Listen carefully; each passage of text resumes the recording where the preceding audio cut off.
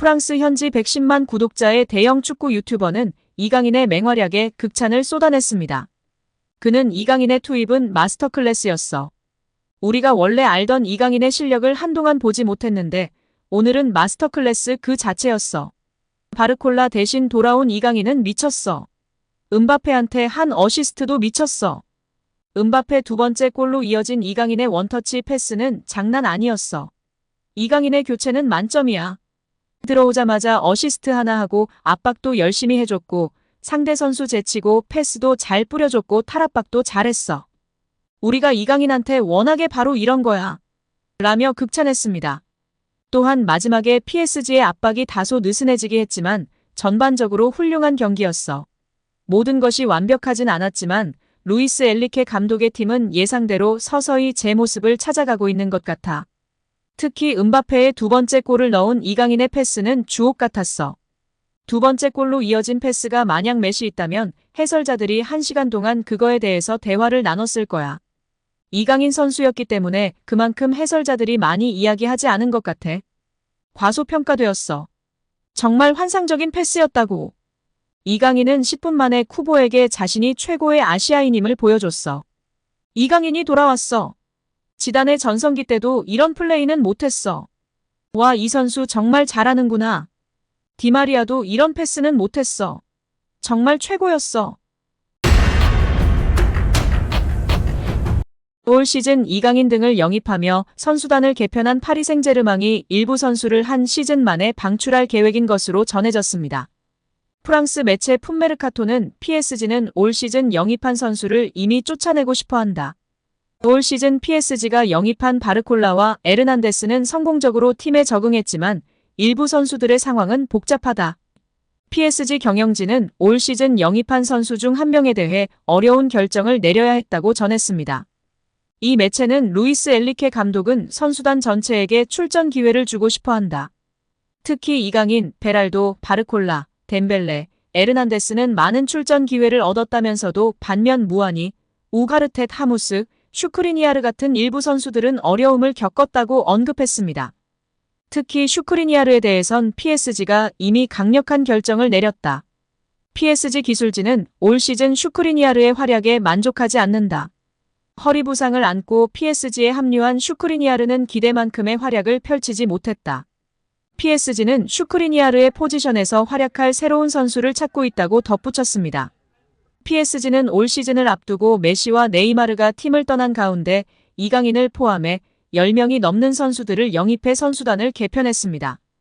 올 시즌 PSG에 합류한 이강인은 꾸준한 활약을 펼치고 있지만 슈크리니아르는 PSG에서 부상 등으로 인해 기대만큼의 활약을 펼치지 못했습니다. 인터밀란의 주장으로 활약하며 2020년도 시즌 리그 우승을 이끌기도 했던 슈크리니아르는 PSG 합류한 후 한 시즌도 되지 않아 유력한 방출 후보로 거론되고 있는 충격적인 소식입니다. 어떻게 보면 이강인 선수는 실력과 잠재력, 스타성을 인정받아 파리 생제르맹의 중요 선수로 평가받고 있는 것에 자부심이 느껴지는 것 같습니다. 여기에 이강인과의 주전 경쟁에서 완전히 패배한 레알 마드리드 출신 마르코 아센시오가 이적을 도모할 예정입니다.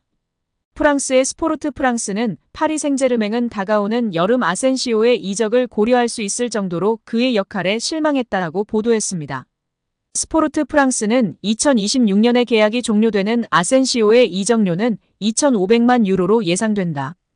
아틀레티코 마드리드가 그를 주목할 것이며 이미 그의 에이전트인 호르헤 멘데스와 접촉이 시작됐다라며 아센시오의 이적 가능성을 전했습니다.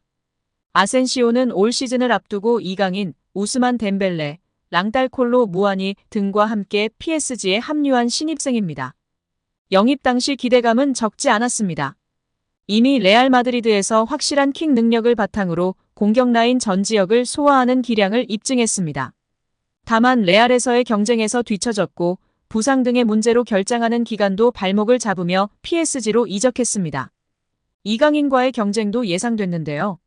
리오넬 메시 이적 이후로 왼발잡이 윙어와 공격형 미드필더 포지션의 보강을 노렸던 PSG이기에 이강인과 아센시오가 비슷한 포지션에서 활약하며 주전 자리를 두고 다툴 것으로 많은 프랑스 언론이 전망했으며 아센시오의 우위를 점치는 의견도 적지 않았습니다.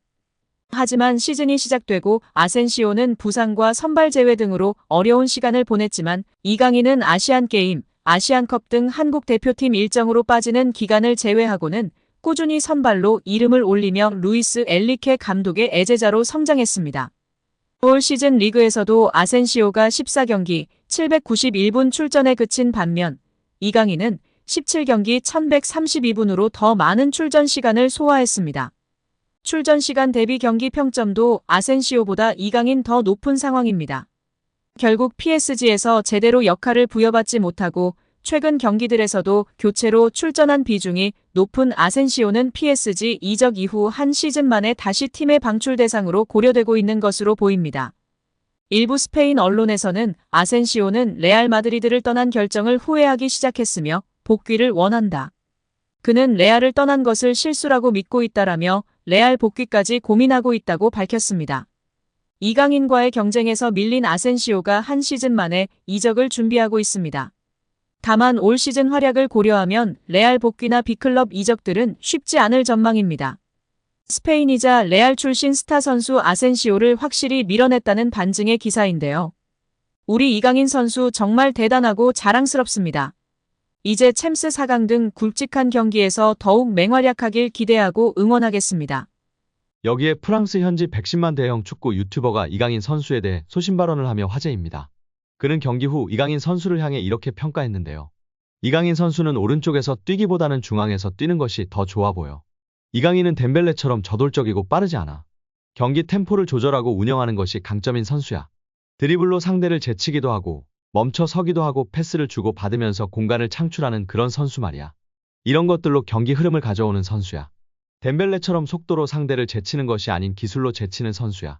그래서 사이드보다는 중앙에서 뛰는 것이 좋을 것 같아. 그의 키패스나 탈압박을 봐도 중앙이 더 좋은 위치라고 확신해. 오늘은 오른쪽에서 뛰었고 나쁘지 않았어.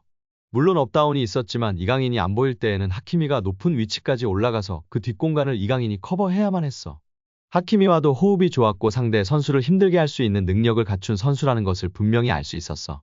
최고의 경기를 펼친 건 아니지만 최악의 경기를 펼쳤다고 볼 수 없어. 강인이는 오늘 잘했어. 중앙에서 뛰면 더 큰 도움이 될 거야 라며 소신 발언을 했습니다. 다만 현재로서는 유리몸 덴벨레 선수가 부상당하지 않는 한 엔리케 감독이 덴벨레를 중앙에 세워 양발 모두를 쓰며 돌파하고 예측 불가능한 움직임, 패스를 할 수 있도록 하겠다고 공언하고 있는 상황입니다. 실제 박스 안에서의 마무리, 디테일이 부족한 모습이 드러나고 있는 덴벨레 선수이나 패스, 드리블 등을 탁월하게 해내면서 전문가들의 찬사를 받고 있습니다.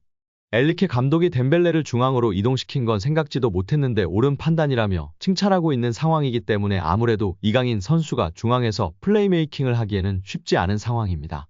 우리 구독자 여러분들의 생각은 어떠신가요?